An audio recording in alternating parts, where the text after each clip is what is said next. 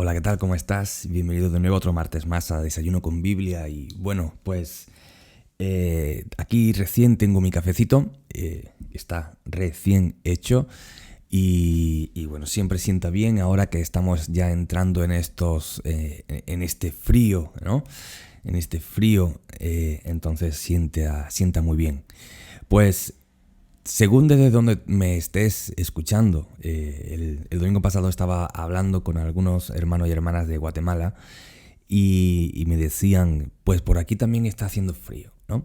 Claro, en Guatemala pues noviembre, diciembre, enero pues es la época también de que más fresco se pone, aunque Guatemala es el país de la eterna primavera, como le dicen.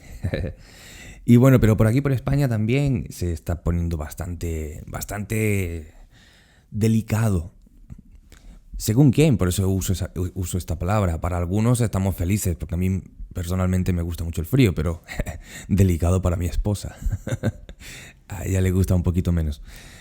Pero bueno, estamos contentos. Con un buen cafecito por la mañana, todo tiene mejor solución. Y bueno, y qué mejor que reflexionando en la Biblia. Así que, bienvenido, bienvenida. Vamos a reflexionar, ya estamos casi en lo último de Marcos, ya hemos dado este viaje reflexivo en este evangelio y sin más te invito a que abras tu Biblia en el evangelio de Marcos, como digo, en el capítulo 15 y hoy vamos a estar reflexionando en la muerte del Señor, ¿vale? Entonces, capítulo 15 del Evangelio de Marcos, versículo 22. Mientras abres tu Biblia, voy a tomar un sorbito de café. Muy bien, pues si ya lo tenemos, vamos a dar comienzo a la lectura. Dice así, yo estoy leyendo, como siempre, en la Biblia textual. Tú puedes hacerlo pues en la Biblia en la versión con la que más cómodo te encuentres. Dice así, versículo 22. Y lo llevan al lugar del Gólgota. Por supuesto, está hablando de Jesús, ¿no? Y lo llevan al lugar del Gólgota, que traducido es el lugar de la calavera. Y le daban vino mezclado con mirra. Y lo crucificaban.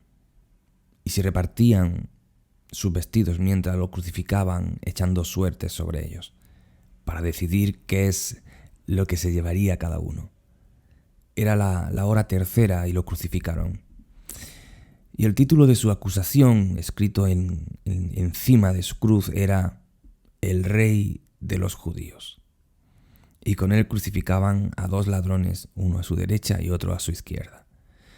Y los que pasaban lo insultaban, meneando la cabeza y diciendo, tú que derribas el santuario y en 3 días lo edificas, sálvate a ti mismo, bajando de la cruz. Así también los principales sacerdotes, escarneciéndolo, se decían unos a otros con los escribas, bueno, a otros salvó, a sí mismo no se puede salvar. El Mesías, el Rey de Israel, baje ahora de la cruz para que veamos y creamos. Y también lo injuriaban los que habían sido crucificados con él. Llegada la hora sexta, hubo oscuridad sobre toda la tierra hasta la hora novena. Y en la hora novena Jesús exclamó a gran voz, Eloi, Eloi, lema sabactani, que traducido es, Dios mío, ¿por qué me desamparaste? Al oírlo, algunos de los presentes decían, mira, llama a Elías. Entonces corrió uno y empapando en vinagre una esponja, la metió en una caña y le daba de beber, diciendo, dejad, veamos si viene Elías a bajarlo. Pero Jesús, lanzando una fuerte exclamación, expiró. Y el velo del santuario se rasgó en dos, de arriba a abajo. Y el centurión que estaba de pie frente a él, viendo que había muerto de esa forma, dijo, verdaderamente este hombre era hijo de Dios. También había algunas mujeres contemplando desde lejos, entre las cuales estaban Miriam de Magdala, Miriam, la madre de Jacobo el menor y de José y Salomé, quienes lo seguían y lo servían cuando estaban en Galilea, y otras muchas que habían subido con él a Jerusalén. Llegando ya el anochecer, puesto que era el día de la preparación, es decir, la víspera del sábado, vino José de Arimatea, un miembro respetable del Sanedrín, el cual también esperaba el reino de Dios, y entró osadamente ante Pilato y pidió el cuerpo de Jesús. Y Pilato se sorprendió de que ya hubiera muerto, y llamando al centurión le preguntó si efectivamente había muerto. E informado por el centurión, concedió el cadáver a José, quien, habiendo comprado una sábana, lo bajó, lo envolvió en la sábana y lo puso en un sepulcro que estaba excavado en la roca, e hizo rodar una piedra contra la entrada del sepulcro.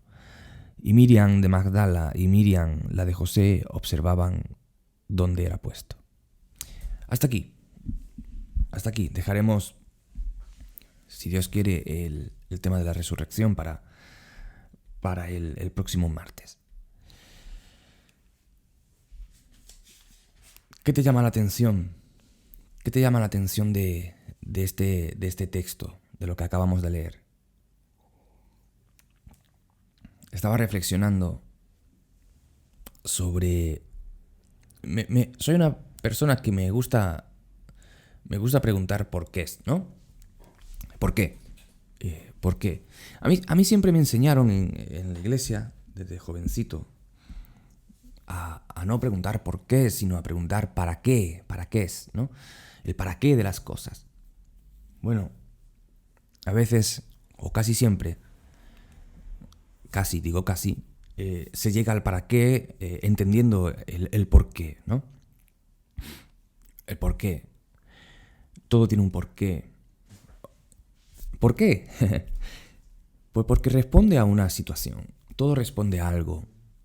La ley de la causalidad. Todo resultado tiene una causa primaria, ¿no? Entonces, yo me preguntaba por qué.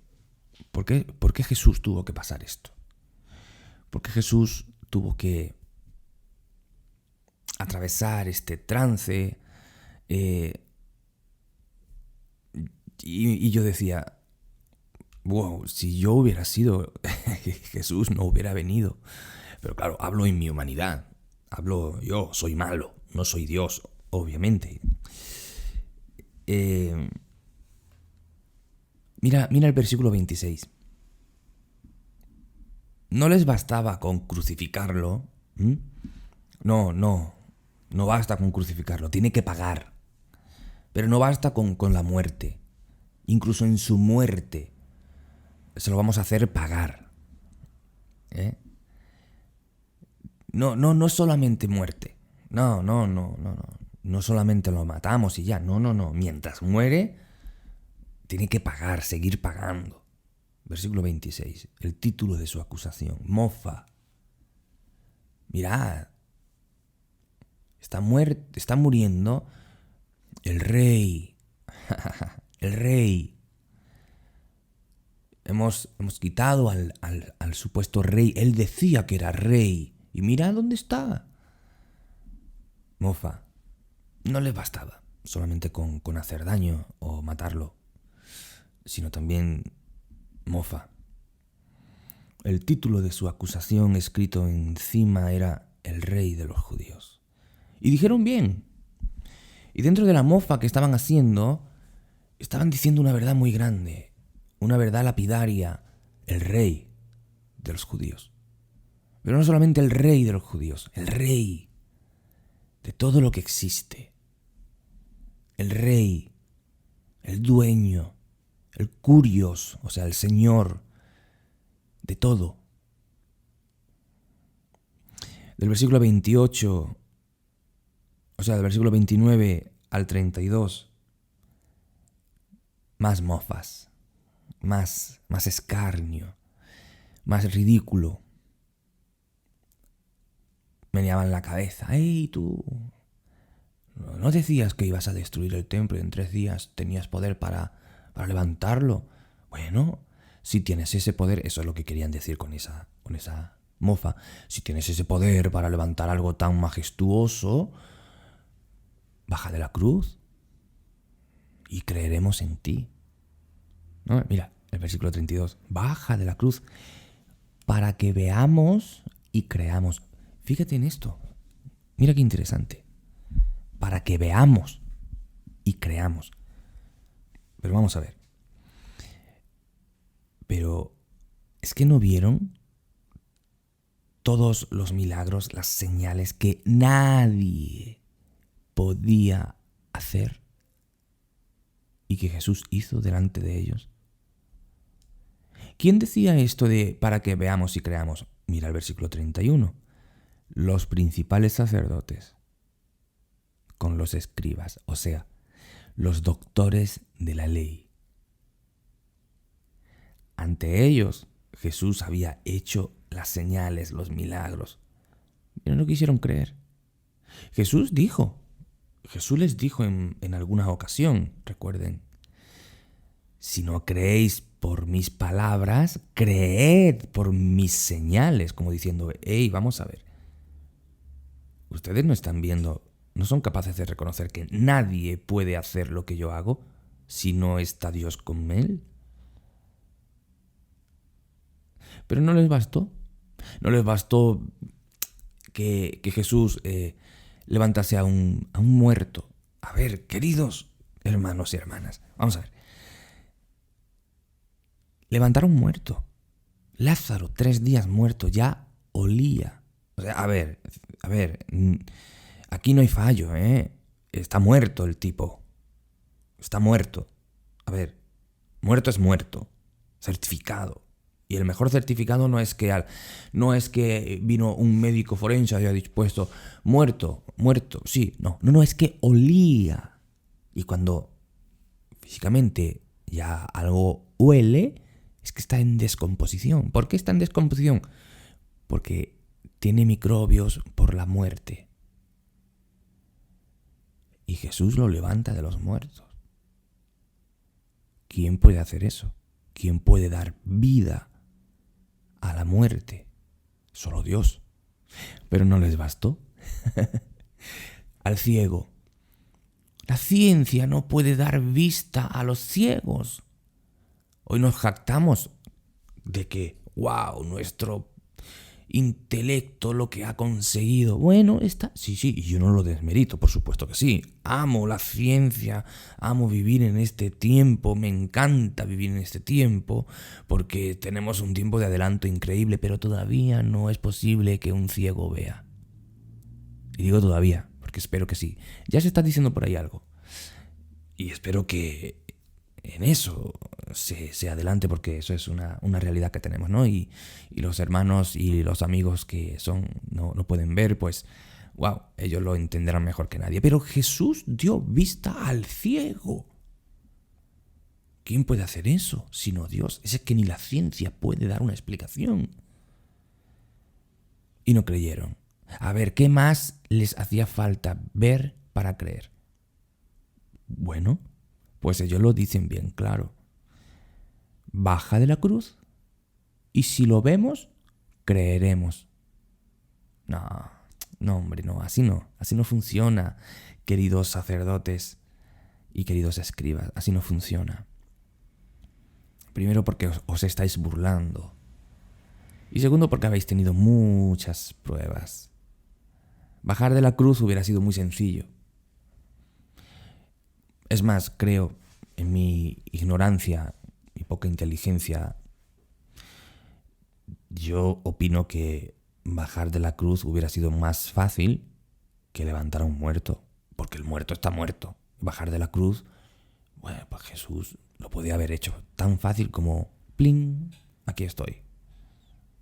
Eso es fácil. Ellos pedían algo muy fácil y no habían creído lo realmente complicado, digámoslo en esos términos, ¿no? Porque para Dios no hay nada imposible. Y lo injuriaban. La injuria, burlas. Luego tenemos el versículo 38, que me llamaba mucho la atención. Versículo 38 dice: y el velo del santuario se rasgó en 2, de arriba a abajo. Era el velo que separaba el lugar santo del lugar santísimo. Recuerden que al lugar santísimo no podía nadie entrar, sino el sumo sacerdote una vez al año. Era el lugar donde se encontraba la presencia de Dios. en el templo, ¿no? En el tabernáculo, luego en el templo.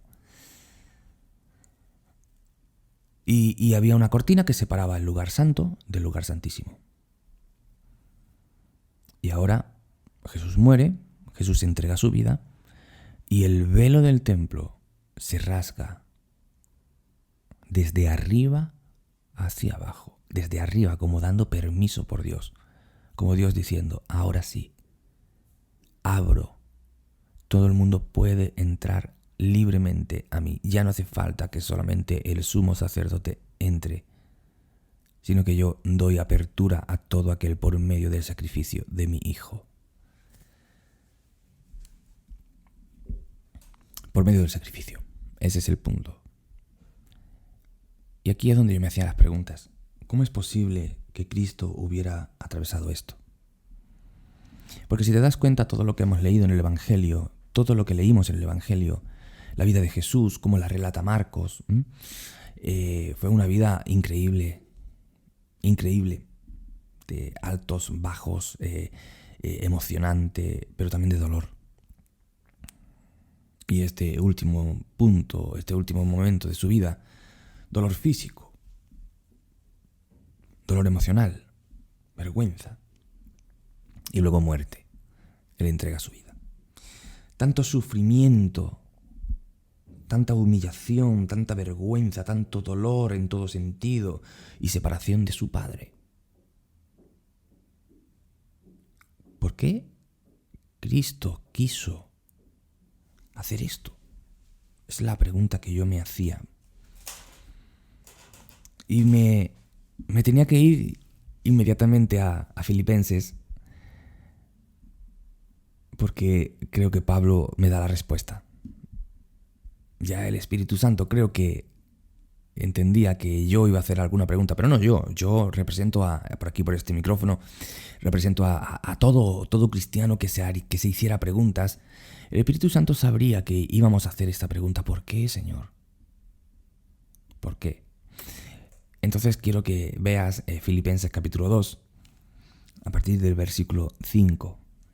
Y Pablo dice, considerad, o sea, mirad atentamente, reflexionar, pensad atentamente en esto.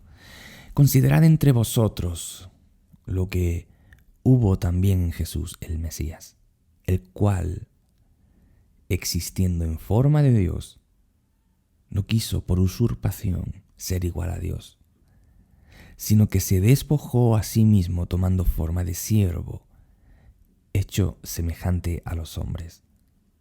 Y hallándose en la condición de hombre, se humilló a sí mismo al hacerse obediente hasta la muerte y muerte de cruz. Por lo cual Dios también lo exaltó hasta lo sumo y le dio el nombre que es sobre todo nombre. Amén. Para que en el nombre de Jesús se doble toda rodilla de los que están en los cielos y en la tierra y debajo de la tierra, y toda lengua confiese que Jesús es el Mesías, es el Señor, para gloria del Padre. Dice Pablo que Jesús, existiendo en forma de Dios, o sea, siendo Dios, ¿vale? Cuando Pablo dice existiendo en forma, modelo, formato, se está refiriendo a igual en esencia, ¿no? Contenido, contenía a Dios, era Dios, él era Dios en sí mismo, ¿no? Y dice, no quiso por usurpación ser igual a Dios, o sea, no quiso aferrarse a su condición, sino que se despojó. Él mismo quiso despojarse a sí mismo y tomar forma de siervo. O sea, la pregunta es, ¿qué rey, qué eminencia, qué presidente, qué alcalde, qué diputado, no sé, qué realeza, yo qué sé, personas que tengan alto poder, se rebajan, se rebajan y se visten de mendigo, totalmente de mendigo, tan mendigo que no tenía ni siquiera una tumba propia. José de Arimatea tuvo que meterlo en la tumba suya. De mendigo. ¿Quién de nosotros dejaría todo? Todo. Todo es todo. Dejas tu casa, dejas tu dinero, dejas tu comodidad, dejas tu ropa, dejas todo. Y te vas a la mendicidad. Es un paralelismo, ¿no? De lo que... Mucho más profundo. Es que ni siquiera siendo nosotros mendigos podría ser igual. Porque es que Dios, siendo Dios, se hizo hombre. Eso es un insulto en sí mismo. Eso es tan grotesco, es tan grande, tan profundo. Una distancia tan enorme que ni siquiera nosotros, siendo mendigos, podríamos compararnos, ¿no? Seguiríamos siendo ricos nosotros en comparación con lo que Él hizo. Pero para que nos hagamos una idea, ¿quién de nosotros dejaría de ser lo que es para no tener nada? Y con eso, dar incluso la vida. Eso fue lo que Jesús hizo. Eso fue lo que Jesús hizo. Y dice, y se hizo semejante a los hombres, y hallándose en la condición de hombre, se humilló. Encima ya no solo se dejó ser hombre, o se hizo hombre, sino que se humilló inclusive hasta lo sumo. Se humilló al morir en una cruz. Porque la cruz era para lo peorcito del sistema. Y solamente los romanos, ellos no crucificaban a los ciudadanos romanos porque era demasiado vergonzoso como para que un romano llevase esa deshonra para los demás, para el Hijo de Dios. ¿Por qué tanta humillación? Con esto termino. Porque me ama. Porque te ama. Un predicador estuve escuchando hace como 2 semanas y él dijo, creo sinceramente que hablamos mucho de amor los cristianos, del amor de Dios, pero todavía no estamos entendiendo el amor del Padre hacia nosotros. Sabemos que Dios nos ama, pero no entendemos cómo y cuánto nos ama. Porque si entendiéramos cómo y cuánto nos ama, dejaríamos de tener miedo. Dejaríamos de vivir en la inseguridad. Dejaríamos de vivir en la incertidumbre. Dios me ama, mi Padre me ama, está todo bien. Y vivimos en la inseguridad, en el miedo, en la vulnerabilidad, en la ansiedad del futuro, en la melancolía de mi soledad, porque no estamos entendiendo realmente el amor de Dios hacia nosotros. Si Dios me ama, todo está bien. Y aquí está mi conclusión, lo cual quiero seguir aprendiendo por el resto de mi vida. Cristo hizo esto por nosotros, por mí, por ti. ¿Qué más podemos pedir? Y deseamos tantas cosas en el mundo cuando ya Cristo nos lo ha dado todo. Está bien querer otras cosas, ¿no? Me refiero que está bien querer tener un mejor coche, un mejor auto, una mejor casita. Está todo bien, pero tú me entiendes a lo que me refiero.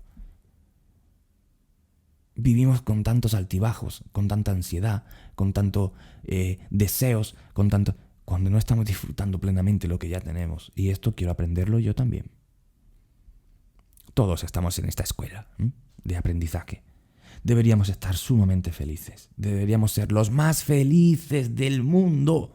Deberíamos ser los cristianos los más felices, tanto que ahí fuera las personas que no conocen a Cristo dijeran, wow, estos son felices, ¿por qué? Pero no, muchas veces estamos igual que ellos o peor. Este es el punto. Tenemos que brillar por nuestra felicidad, por nuestra plenitud, por nuestro contentamiento. Tenemos que brillar de tal forma que seamos relevantes a la gente de ahí fuera, diciendo, ¿por qué estos son así? Porque tenemos esperanza, porque Cristo nos ama. Y si Cristo nos ama, ¿no nos dará también junto con Él todas las cosas? Claro que sí. Así que esta es mi reflexión esta mañana. Llevada por este camino. Se podría haber llevado por otros caminos, por supuesto, pero elegí hacerlo por este camino, el camino de la vida práctica. El camino de la vida práctica. Así que reflexionemos en esta semana. Cristo me ama. Cristo hizo todo esto por mí. El Padre hizo todo esto por mí. Esto tiene que cambiar mi vida. Y si no eres cristiano, esto tiene que cambiar tu vida. Y si eres cristiano, esto tiene que seguir cambiando tu vida. Mi vida. Que pases una feliz semana y recordando estas cosas. Cristo nos ama. Repasa Filipenses capítulo 2, por favor, junto con la lectura de hoy del sacrificio del Señor. Y que el Espíritu Santo te siga hablando. Esta es la tarea que me gustaría encomendarte para esta semana. Que Dios te bendiga. Chao, chao.